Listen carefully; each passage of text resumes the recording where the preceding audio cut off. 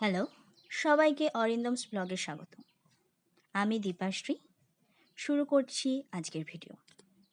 প্রত্যেকটা সনাতনী ধর্মের মানুষের কাছেই তীর্থস্থান হলো একটা ইমোশন, আর সেই ইমোশনের অনেকটা জায়গায় জুড়ে রয়েছে মহাদেবের স্থান। আমরা বদ্রীনাথ, কেদারনাথ, আরও অনেক মহাতীর্থ ঘুরেছি। তো আজকে সেরকমই একটা ভিডিও নিয়ে চলে এসেছি আপনাদের জন্য। এটি হলো মহামৃত্যুঞ্জয় মন্দির। এখানে আপনি দেখতেই পাচ্ছেন, এটি রয়েছে আসামের নওগাঁ জেলাতে।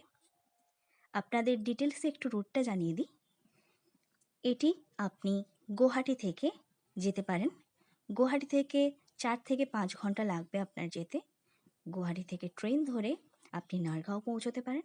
ওখান থেকে আপনি অটো পেয়ে যাবেন মহামৃত্যুঞ্জয় মন্দির যাওয়ার জন্য। এটি হলো ওয়ার্ল্ড লার্জেস্ট শিবলিঙ্গ টেম্পল। এটির উচ্চতা হলো 126 ফিট। এই মন্দির প্রত্যেকটা দিনই খোলা থাকে, কিন্তু দুপুরবেলায় 12:30 থেকে 1:30 পর্যন্ত মন্দির বন্ধ থাকে, কারণ মহাদেবকে ভোগ দেওয়া হয় এবং তার সাথে সাথে যত দর্শনার্থী রয়েছে প্রত্যেকের জন্য ভোগের ব্যবস্থা রয়েছে। এই মন্দিরের চারিদিকের দৃশ্য আপনি দেখতে পাচ্ছেন কতটা সুন্দর, কিন্তু এই মন্দিরে পুজো দেওয়ার জন্য একটা বিশেষ নিয়ম রয়েছে।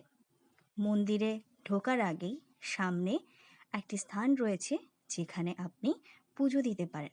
আপনি আপনার খুশি মতো ডালি নিয়ে গিয়ে ভগবানকে অর্পণ করতে পারেন।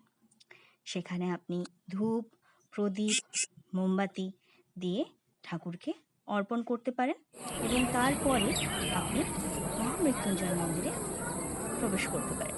এখানেই আপনি দেখতে পাচ্ছেন সেই জায়গা যেখানে পুজোর সমস্ত ব্যবস্থা রয়েছে। আপনি দেখতে পাচ্ছেন কতটা ভিড় রয়েছে এখানে।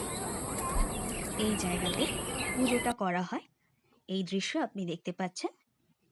এরপরে ভোগের ব্যাপারে বলি, এর কোনো কম্প্যারিজন হয় না। তো আপনি দেখতেই পাচ্ছেন ভোগটা কত সুন্দর। এরকম আরও ভিডিও পেতে, আরও সুন্দর সুন্দর ইনফরমেশন পেতে আমাদের লাইক করুন, সাবস্ক্রাইব করুন এবং সাপোর্ট করুন। Thank you.